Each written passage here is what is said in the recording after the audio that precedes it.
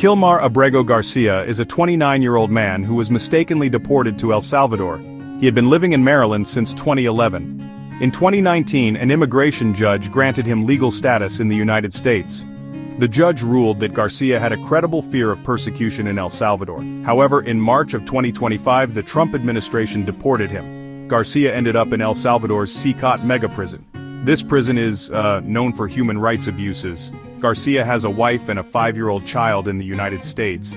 They have not heard from him since his deportation. The case has drawn national attention. The Supreme Court ruled that the administration must help Garcia return to the United States. The court says the administration must facilitate his return. However, the administration claims it is not legally obligated to arrange his return. This is despite admitting the deportation was a mistake.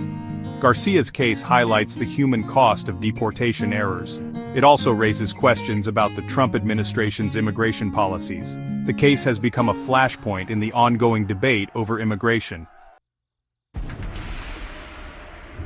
Congress has become deeply involved in the case of Kilmar Abrego Garcia. It has become a political issue, dividing Democrats and Republicans.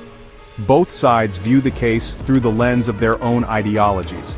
This has resulted in a partisan battle over Garcia's fate. Democrats see Garcia's deportation as a constitutional crisis.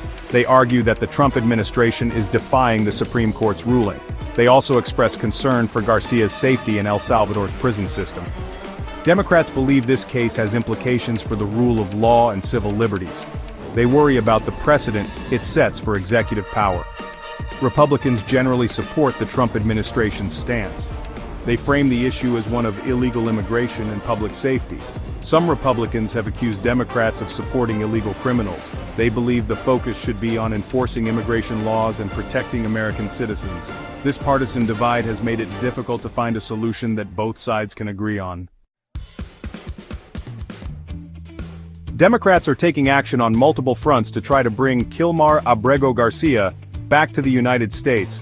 They are challenging the administration's inaction in court.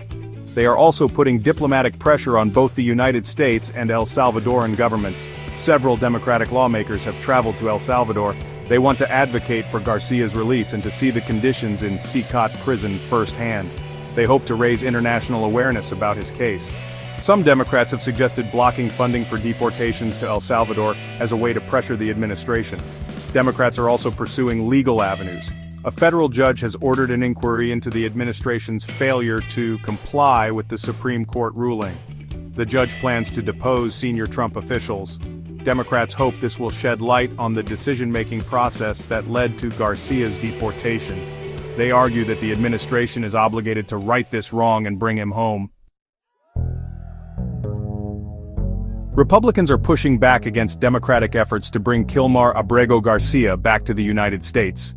They argue that he should remain in El Salvador. They cite concerns about illegal immigration and public safety. They frame this case as a matter of upholding the rule of law and prioritizing the safety of American citizens.